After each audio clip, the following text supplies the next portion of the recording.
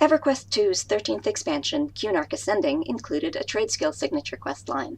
Signature quests are harder than regular quests, and are expected to take a significant amount of time and effort, and they're also intended to involve the player more heavily than normal in the lore of Norath. In this case, I worked closely with the designers who were creating the signature quests for the adventure content, so that we could use both quest lines to tell different parts of the story, and to involve both groups of players in the events of the expansion. In Cunark Ascending, players return to the continent of Cunark and discover a hidden region called the Obulus Frontier.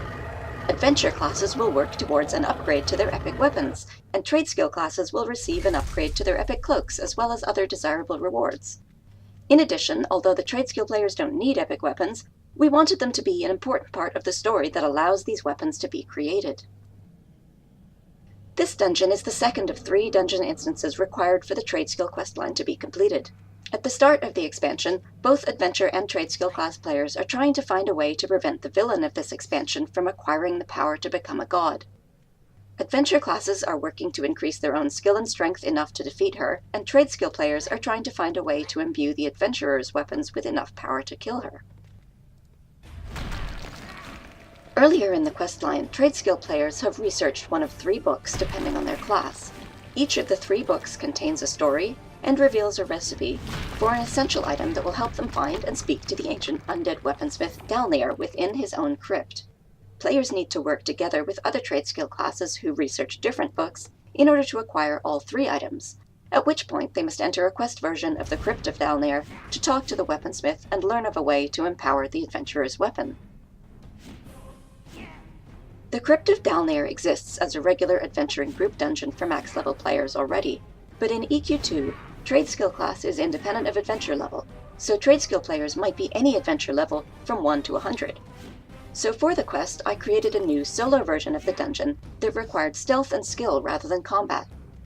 I used the same zone geometry and followed the same approximate design for the dungeon story, but replaced everything in it with versions tuned specifically to this dungeon, and changed the progression path slightly to add different challenges where the group dungeon would have had boss fight.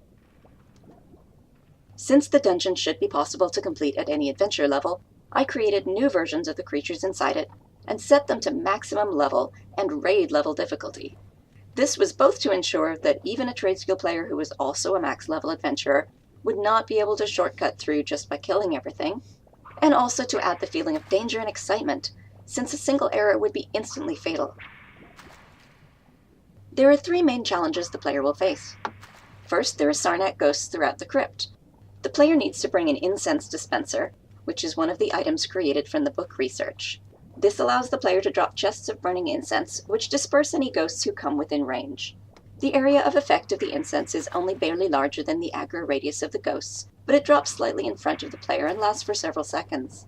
The ghost's pathing was made intentionally simple, so that players could predict where they would go and place the incense so the ghosts run into it.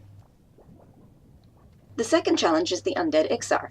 These are ancient warriors of the Ixar race that were entombed long ago, but were disturbed by the arrival of the ghosts and now are roaming the halls. The player needs to bring an illusion spell, the second item created from the book research. Using the spell will disguise the player as an Ixar mummy, causing the undead Ixar within the crypt to ignore them.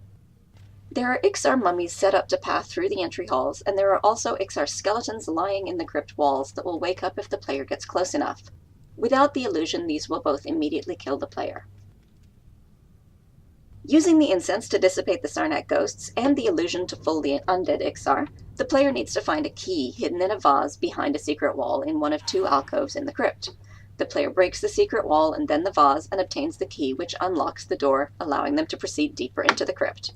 The next area is a river of goo that's lethal if you fall in. Goo creatures are not affected either by the illusion or the incense, so players just have to watch their pathing and be stealthy in this area. Goo creatures were also used to block off areas the players don't need to enter in this quest instance. The player has to avoid gelatinous cube-type slime creatures, while fishing up a second key from the lethal goo around them. Fishing from the goo will yield various random items, some of which are little Easter egg tributes to the original EQ1, but eventually the player will find a second key.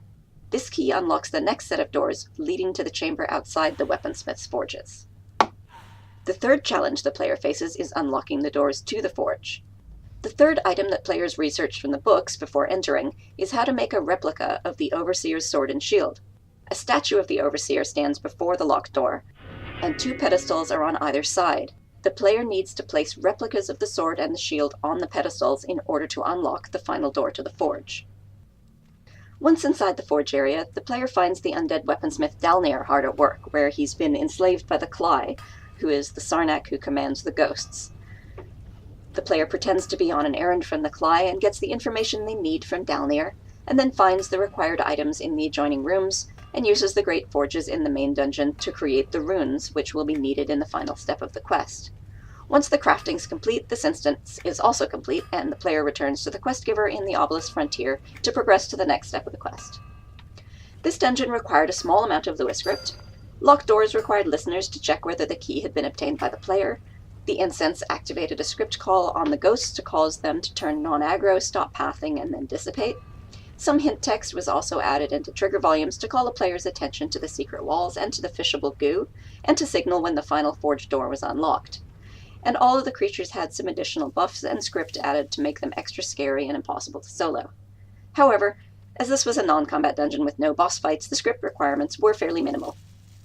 Implementation and testing of this dungeon took less than a week, the longest part being the creation of all of the creatures and items and setting up the pathing. Feedback on this dungeon from tradeskill players was very positive. They enjoyed an opportunity to explore one of the new expansion dungeons that they wouldn't otherwise have been able to enter, and also to meet Dalnir, who's one of the legendary lore figures from Cunark in both EQ1 and EQ2. Players also enjoyed collecting the 3 books and learning more about the history of the area and of Dalnir, and making the 3 items to trade between classes so that everyone had the items needed to get safely through. Players who tried to rush through the dungeon too quickly died frequently, until they learned to watch the pathing, but a careful player could complete the instance without any deaths, and it could be done at any adventure level. Overall, this quest instance seems to have achieved the right level of challenge and danger, and the signature quest line for this expansion has been one of the most popular we've done so far.